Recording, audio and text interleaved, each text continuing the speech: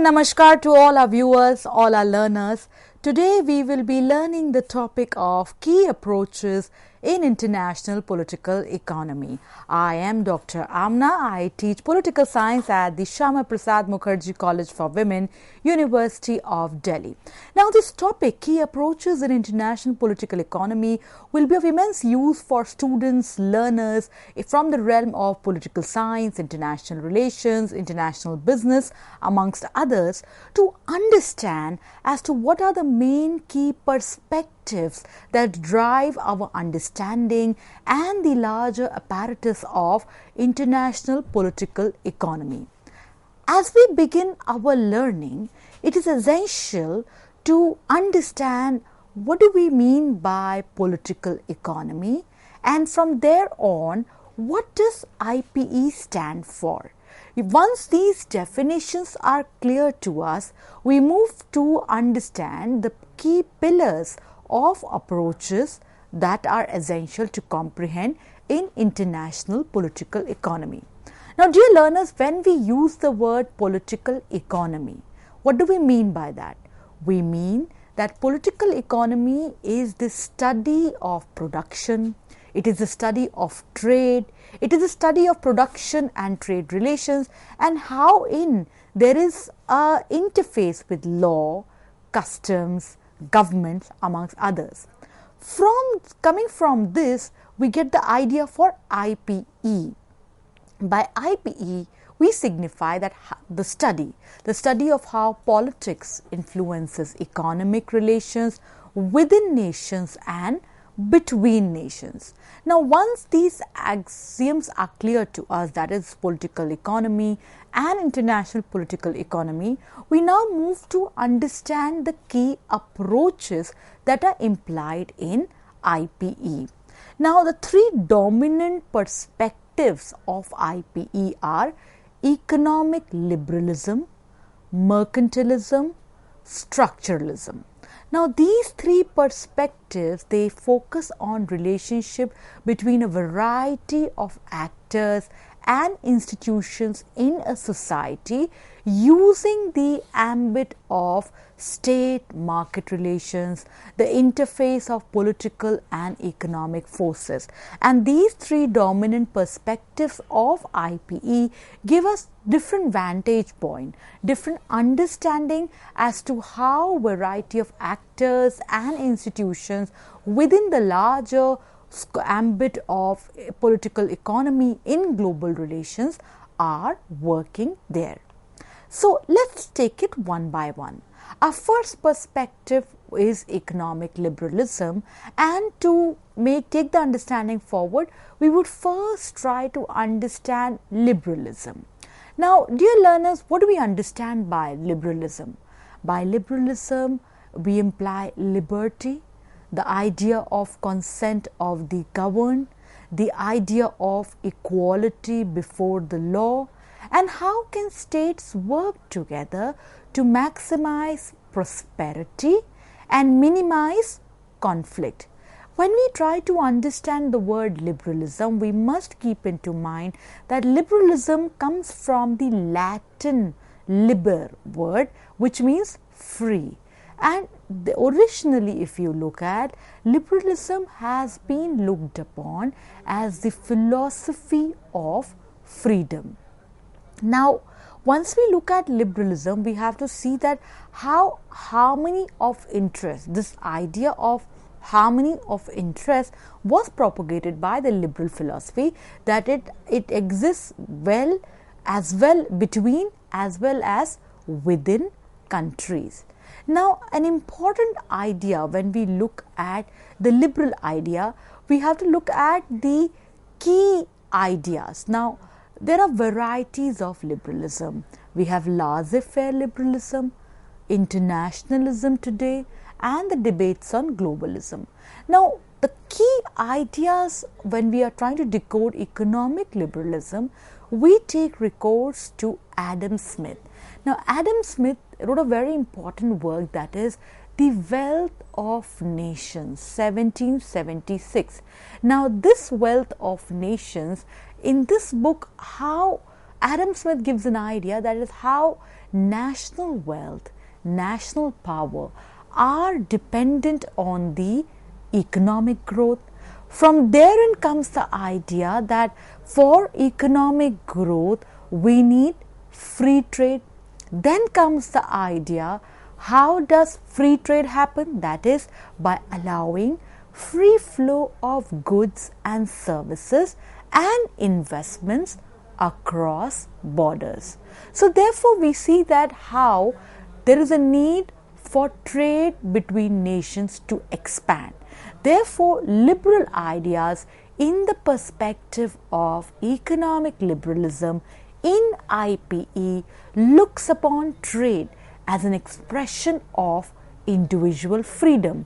Now, to enhance the scope of individual freedom, there is the idea for the need to keep government intervention in the trade to minimum level. When we look at imports and exports, by imports that is products from other nation companies that are sold in others nation. Import, that is products from your nation companies that you try to sell in other countries. So therefore this export and import, in this ambit of export and import, the liberal idea is that trade should flourish with little restriction as possible. So therefore the idea here is that let the market make economic decisions, market be the best judge for business oriented transactions, and the idea that government should play minimal role, that is the task of government should be provide the structure, larger structure of preserving law and order. Government tools, that is the tools that they can use, which one must take into account to interfere or influence the flow of trade. It could be tariffs, quotas, non-tariff barriers, bans, amongst others. So therefore in this economic liberal perspective, the idea here is that trade is an indicator of economic growth, and for growth to prosper, because this economic growth is linked to a nation's well-being. Economic growth has a direct impact on the national interest of a particular country. Therefore, trade should flourish. Ties between individuals for economic prosperity should be there with little government restriction as possible.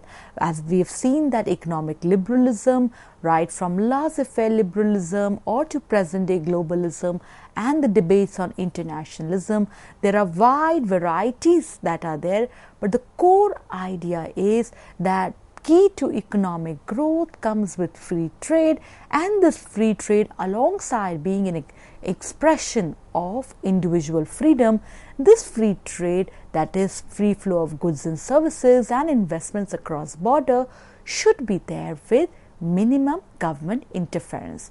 Now at this I will take a very important work.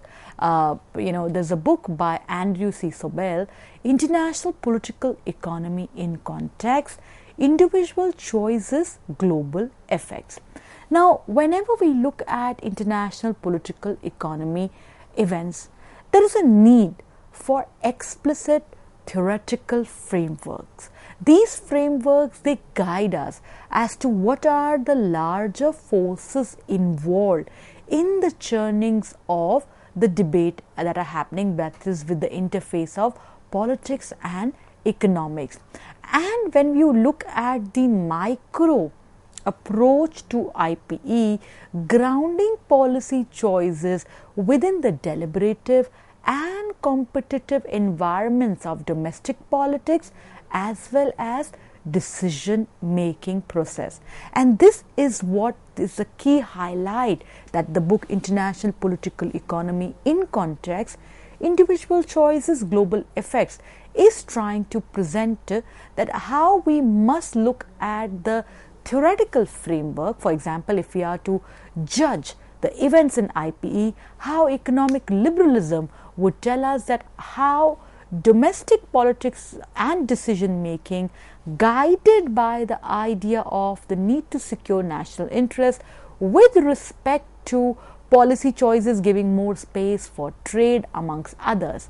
And this aspect, one also has to look at as to the structural macro conditions of economic and political geography in the global arena, as well as understanding of micro level conditions and mechanisms, their shortfalls that influence politics and economic outcomes, and how it is important therefore to analyze the past and the present changes in a holistic framework for global political economy analysis. So therefore, as we are discussing this economic liberalism, right from the idea of Adam Smith in Wealth of Nations 1776 to present day debates on globalism, we have seen that how trade has been seen as a facilitator, and government intervention, therefore, it is always argued to be as minimum as possible. However, just to let market take the entire sweep for economic decisions, limiting the government role to merely law and order, there are debates over it today, as even global processes are being contested today, when the very idea of whether globalization was successful for the world or not is being debated.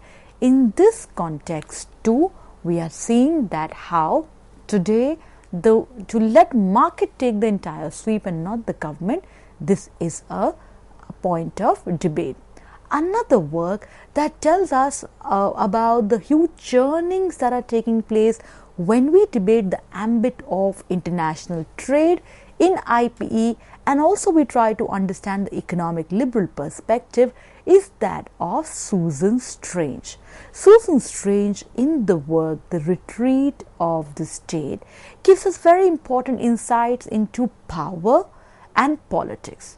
Within the theoretical framework she presents, it's very essential to see that how state and the larger global markets, primarily the global trade, global finance, the rise of other actors that are competing with the state in global affairs, how it has to be seen to answer the question, who really governs the world economy.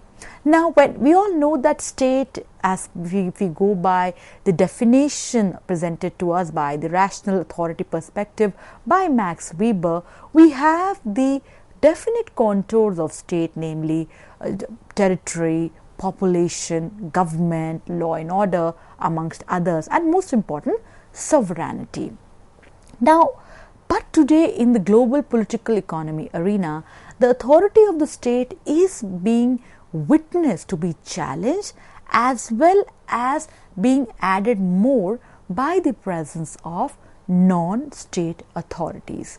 Now, what could these non-state authorities be?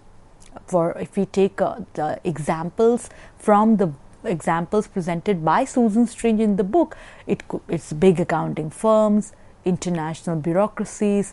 They are definitely deciding the ambit of who really governs, in sense of power over who gets what in the world arena, on that with respect to the national governments. So therefore, once we are looking at the economic liberal perspective, Susan Strange ideas add more that today when you're trying to understand full flow of global trade, global finance, global capital, this idea need not be seen from the singular perspective of state.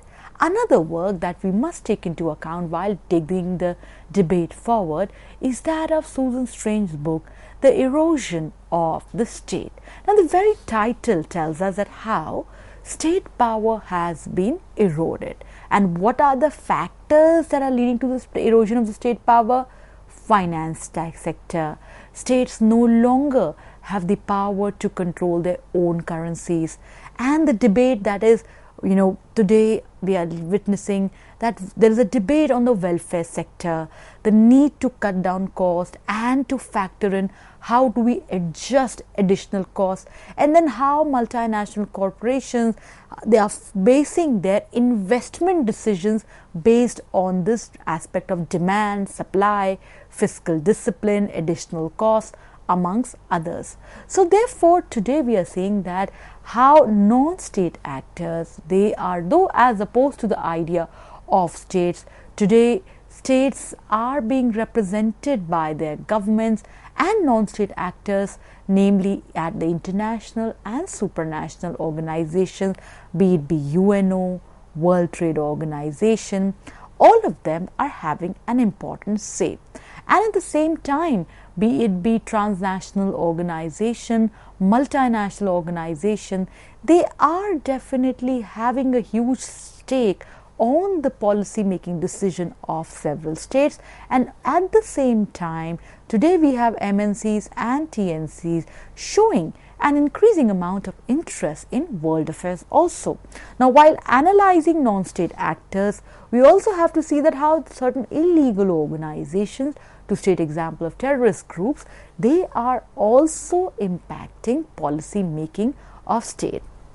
Now, when we are looking at the ambit of inputs that go in the flow of global trade and global finance, wherein IPE has an important bearing and economic liberal perspective is also getting new inputs, one of the important non-state actors are the MNCs and TNCs. What are MNCs? MNCs are worldwide enterprise, that is a corporate organization that owns or controls production of goods and services in at least one country other than the home country. Why are MNCs important? Because they create wealth, they provide avenues for jobs, there are scope for inward investment by multinational corporations. Transnational corporations, again, there's need the distinction in terms of their work organizational structure. Transnational organization, on the other hand, have invested in foreign companies. They have a central corporate facility but give decision making, research and development, marketing powers to each individual foreign market.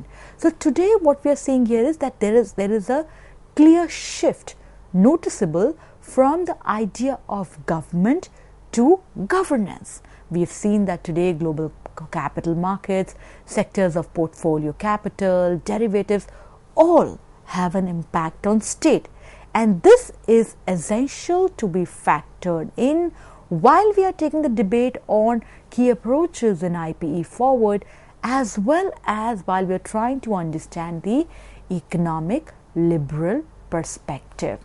Now, another perspective that comes as a criticism of liberalism is economic nationalism.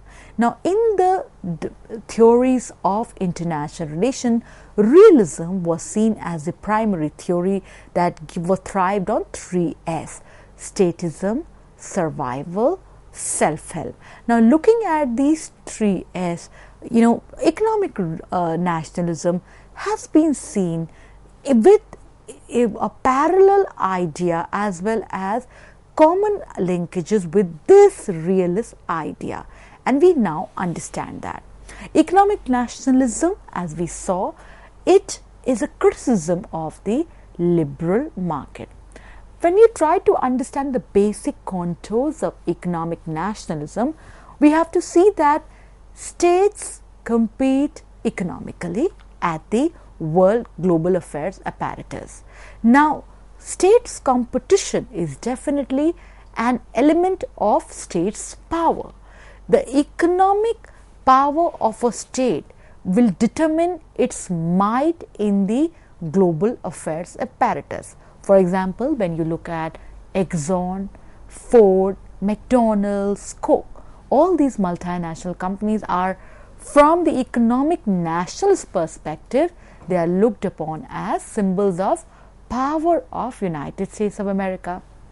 Similarly, from the economic nationalist perspective, when we look at Honda, when we look at Mitsubishi, they are symbols of Japanese power. So therefore, no doubt states compete economically, but at the same time the industrial power is seen as the idea of national power, and this national power demands that states must safeguard their interests. States must safeguard their economic power. States must safeguard their industries and their industrial power, and therefore comes the idea of state interventionism over other market mechanism, prioritizing domestic businesses. So therefore, economic nationalist perspective expects economies, national economies, to look inwards towards the protection of domestic businesses, because the industrial power is an expression of national power which needs to be safeguarded.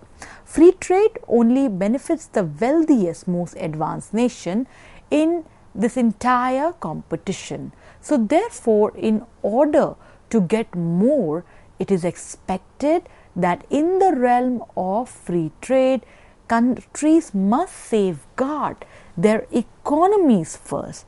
And today also, in the realm of global affairs, in the entire enterprise of international relations, the debate between economic liberalism and economic nationalism is being redebated, with reference that the world saw that how after the First World War the world witnessed the Second World War, and after the Second World War the world witnessed the Cold War.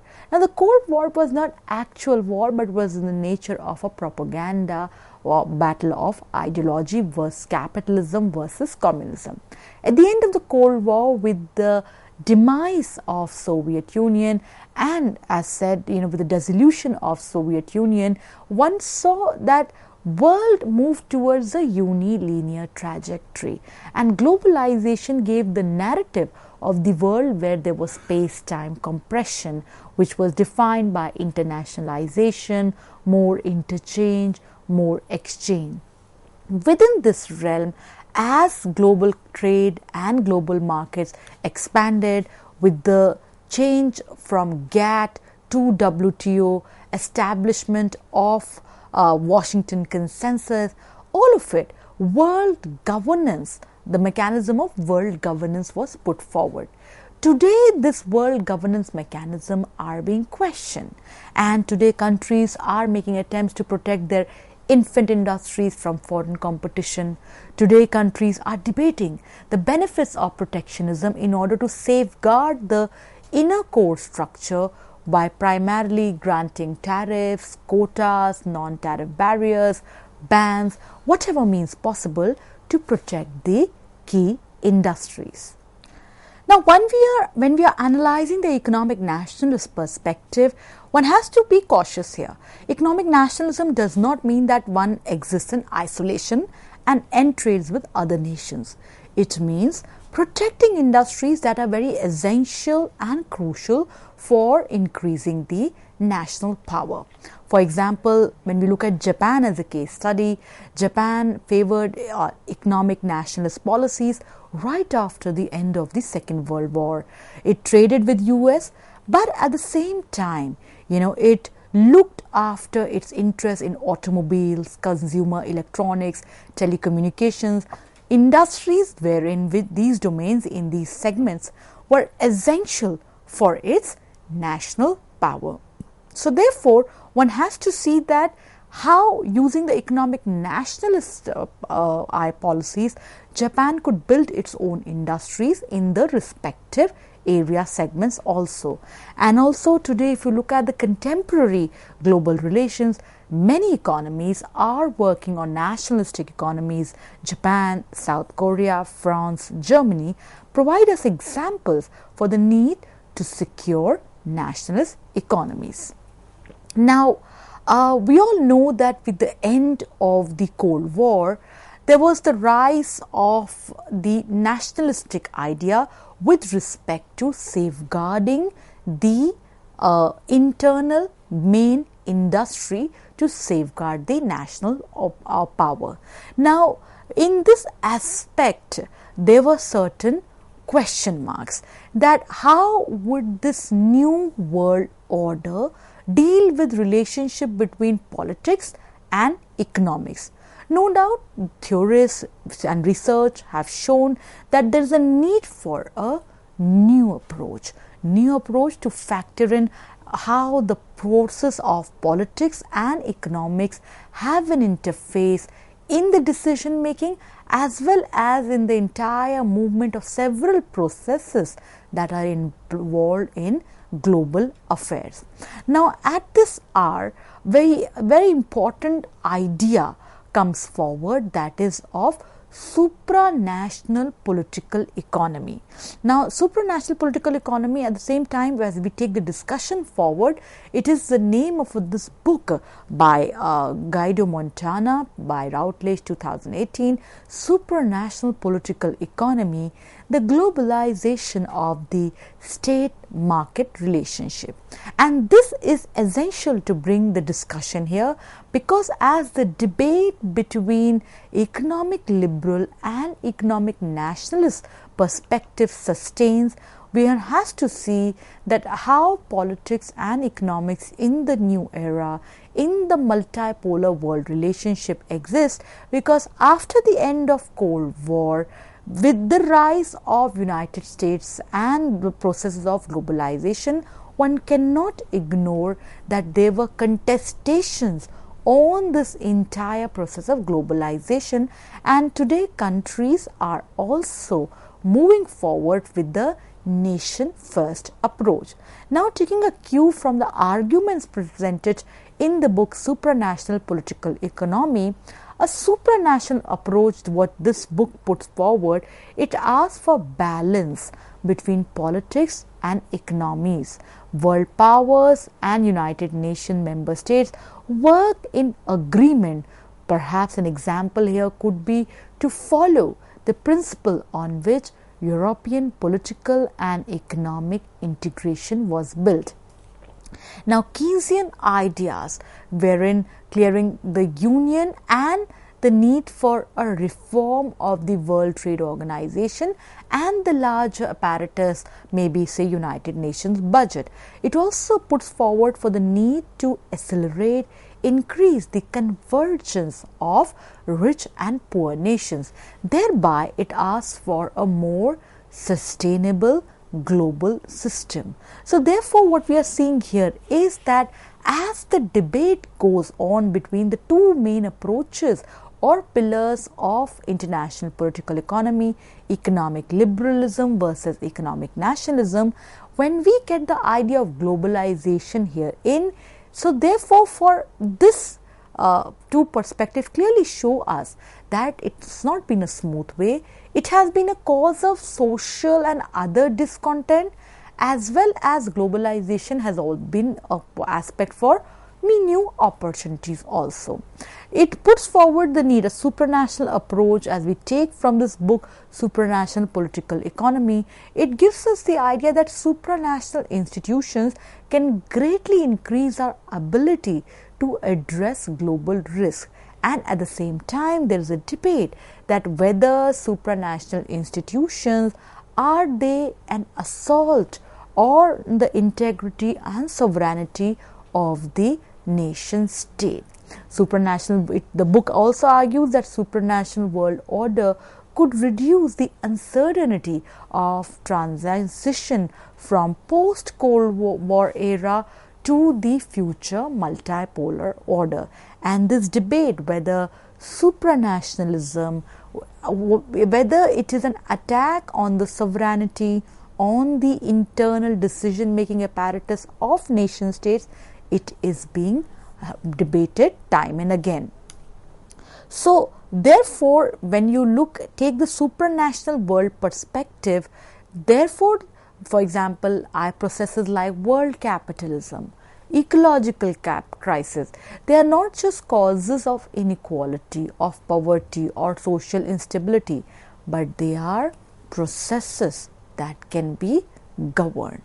Now, Another important work that we must take into account as we take the discussion on economic liberalism to economic nationalism and the various issues that are involved, and these issues are time and again being debated by nation states, being debated by non-state actors like multinational corporations, non-governmental organizations. We take the work of Robert Gilpin, that is Political Economy of International Relations, Princeton University Press, 2018. Now, we all know that United States after the Cold War emerged as a dominant economic power with lot of military prowess. The General Agreement on Trade and Tariffs paved way for the World Trade Organization today, which was followed by that how IMF and World Bank also emerged as world international institutions. Now, but at the same time, the idea of world organization was somewhere challenged by any rising inequalities because of free trade, because of increased trade protection provided by certain nation states, growing budget deficits amongst others. Robert Gilpin's argument here is, which of course is open for debate for our learners and viewers here present with us, that American power has been essential for establishing these institutions, and this waning American support threatened the basis of post-war cooperation and global prosperity of the period. So therefore, once we are looking at contemporary world scenario, so an important aspect is that which we have to think that are great powers needed to foster international cooperation? A point of debate, and a lot of countries are taking interest in this aspect, that do we need a hegemon to keep the cooperation growing on?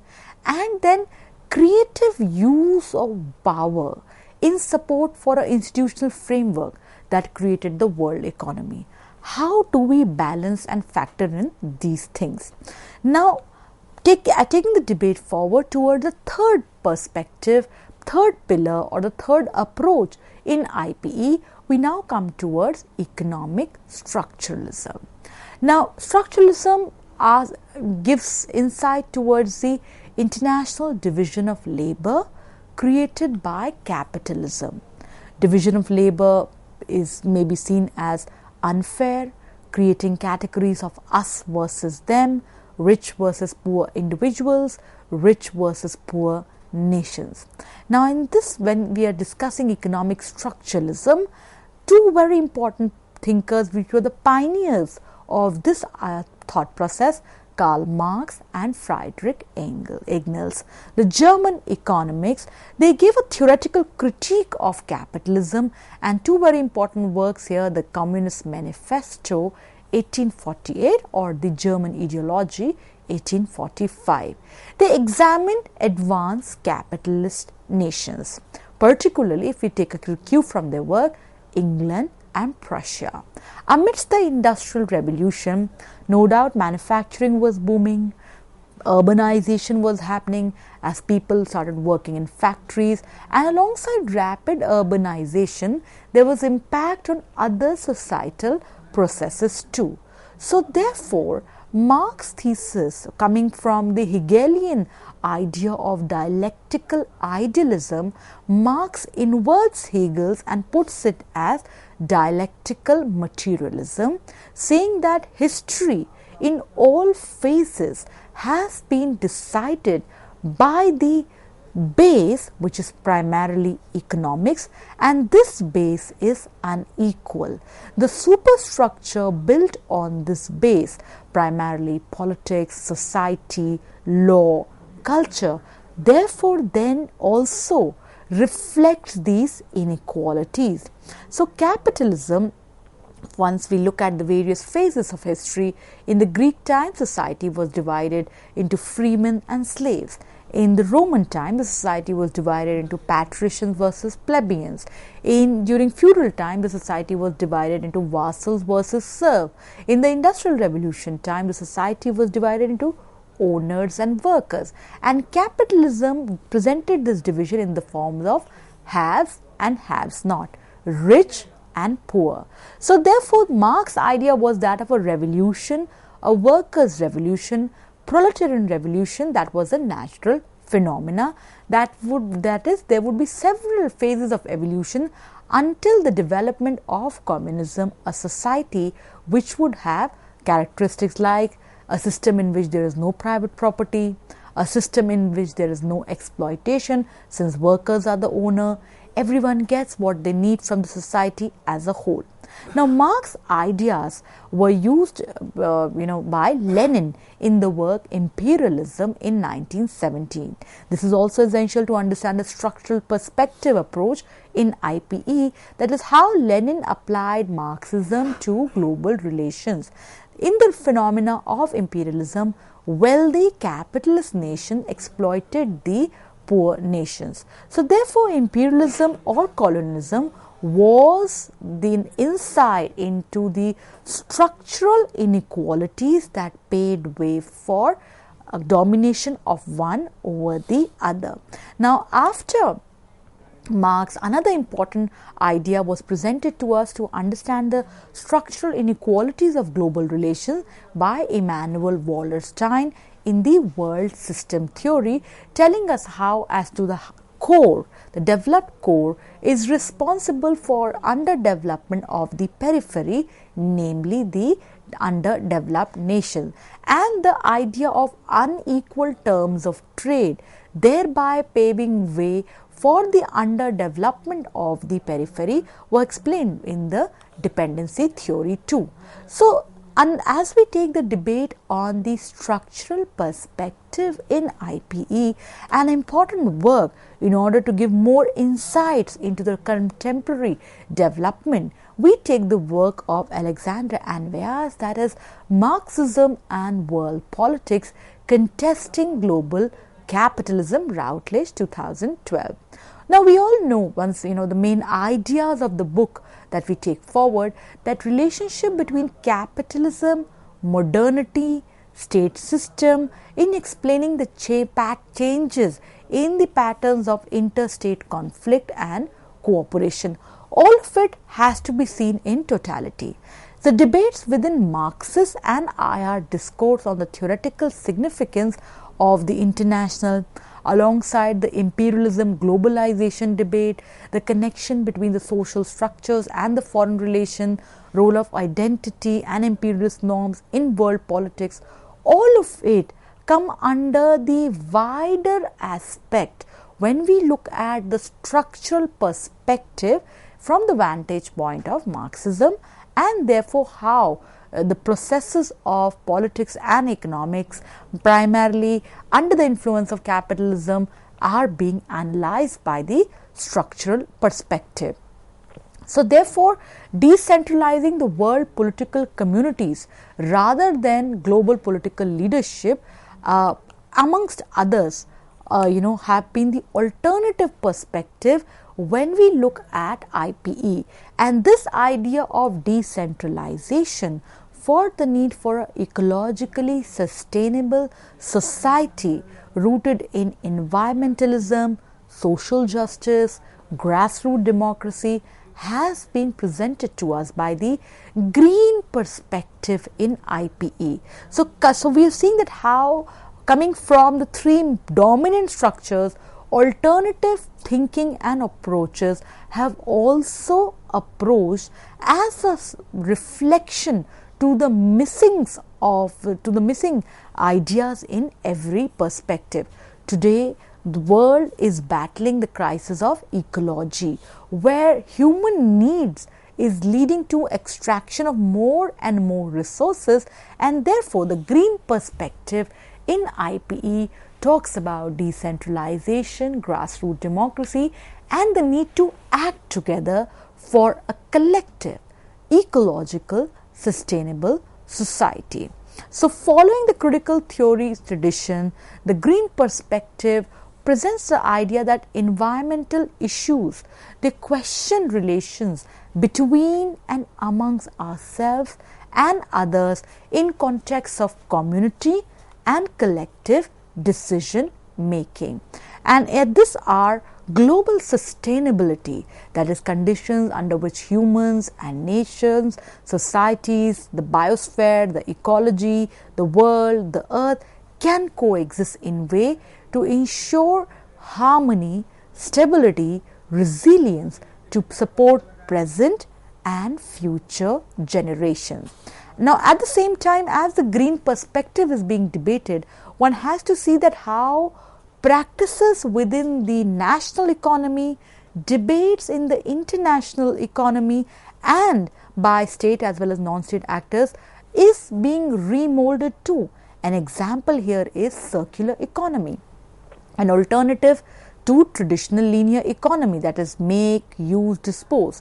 Today, nations, via their national policies, via the attempts of multinational corporations, are attempting to move towards circular economy, in which we keep resources in use as far as possible, extract the maximum value from them while in use, and then recover, regenerate products and materials at the end of each service life. So therefore, we are saying that how the approaches, the revisions within those approaches are also impacting the actual practices followed by micro to macro framework, not only for national but also for international apparatus. Today, nations are looking that's why circular economy is needed, because products and material therefore then keep circulating in a high value state of use through supply chains as far as possible, and this definitely has an impact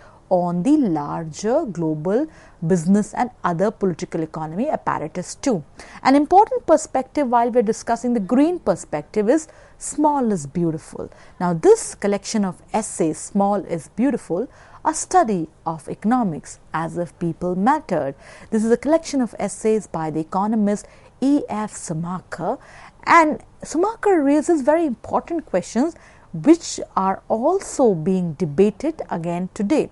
How does our economic system impact the way in which we live? And the debate between the gigantic model of industrial production versus decentralization, gigantic colossal model of industrialization with respect to dehumanization. So therefore, these ideas are also being debated in the reflective aspects that are coming forward as the debate on approaches to IPE continues. The last approach that we'll take while understanding IPE is gender. Now, feminism, as we know, it questions the mode of thinking wherein the biological distinctions are seen as a social construct.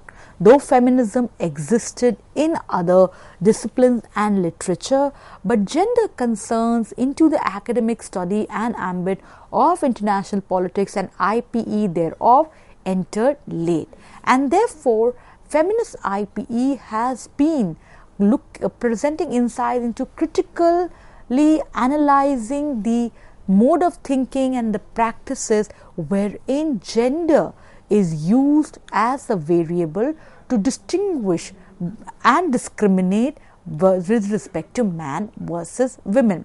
So therefore, the debate on discrimination, objectification, oppression, patriarchy, stereotyping, all of it is taken into ambit while we try to understand that how politics and the ambit on the interface of economic forces thereof privilege a man over a woman primarily due to biological differences. So therefore, the gendered perspective in IPE attempts to define, to establish, achieve political, economic, personal and social equality of all, irrespective of the other gendered outlook. Now, at this hour, the last work that we'll take into account while understanding the gendered perspective, Juanita Elias and Andreen Roberts' Handbook on the International Political Economy of Gender. We all know that gender relations constitute and are shaped by global politico-economic processes. Gendered ideologies, discourses underpin everyday practices from local to the global. Therefore, gender-based inequalities, intersection nature of the gendered oppression in the contemporary world order need to be highlighted and discussed for a clear-cut, comprehensive picture of IPE. So, dear learners, this was our learning today on the key approaches in IPE. Once we are trying to understand IPE, we have to see that as an academic discipline, IPE is very significant for the learners, for the practitioners who have an important bearing with political science, international relations, global affairs, international business, amongst others. Because this looks at the developments that are unfolding and analyzing the events with the theoretical framework wherein one witnesses as to how economic and political processes have a bearing with each other. IPE right from the three key approaches, namely economic liberalism, economic nationalism, structuralism. Each approach we saw presents to us definite parameters, features, and each approach has its own pros and cons, advantages and disadvantages. Each approach has to be understood from the ideas given by various thinkers, researchers working in the various aspects. So, when we look at economic liberalism, how the harmony of interest idea coming forward from more trade and how economic growth can be safeguarded by minimal government intervention in the free flow of goods, services and investments. And again, as we discussed the economic liberal perspective, does just allowing market to take decisions, is it fruitful? Just letting the government be involved to look after law and order apparatus and have a minimal intervention, is it right? There are debates on that. So, right from Susan Strange's idea, that is retreat of the state, to the other book, that is erosion of the state, today with the free flow of forces involved in global trade and finance, economic liberal perspective too is witnessing that how decision making in the IPE apparatus is plural. Then therefore, once we analyze the working of economic forces, one also sees that how economic nationalist ideas, where an economic power is the safeguard for a nation's national interest, and this economic national interest can be safeguarded by better protection to domestic industries. And today, time and again, there is this debate with respect to globalism versus protectionism, and as these debates are being unfolded in contemporary international political economy, the approaches too are being redefined and redebated by new and more innovative work coming forward. Today, when we look at multipolar world relationship, and therefore the idea whether should we have a one nation, a one hegemon to lead the international cooperation apparatus. So therefore, the debate and the contrasting debate between a supranational approach with respect to an inward looking approach is also going. In our learning, we also saw that how structural perspective critiques the internal dynamics of capitalism being responsible for global inequalities, for the division between rich versus poor nation. And also, as we take the learning forward, today there are alternative reflectivist perspectives also in IPE that have emerged, namely the green perspective, and there is a lot of debate that's going on sustainability, on circular economy, and how these debates are actually being put in practices by state and non-state apparatus like multinational corporations and transnational corporations too. Lastly, in our debate on the key approaches of IPE, one saw that today how gender and the various processes involved therein too have become an important input for nation and for global affairs alike. So therefore, each approach may have its own shortcomings. Nonetheless, great ideas and great inputs are coming in every approach, and these show that how IPE in its own larger ambit with respect to its various debates and various key approaches everything is being redebated and redefined. Learners, dear viewers, you have our email address. Do write to us with your feedback, with your queries, if you may have, for the topic today, key approaches in international political economy. We look forward to positive, encouraging feedback from you all. Once again, thank you everyone for joining us for this lecture on key approaches in international political economy. Do write to us. We look forward to your feedback. Thank you.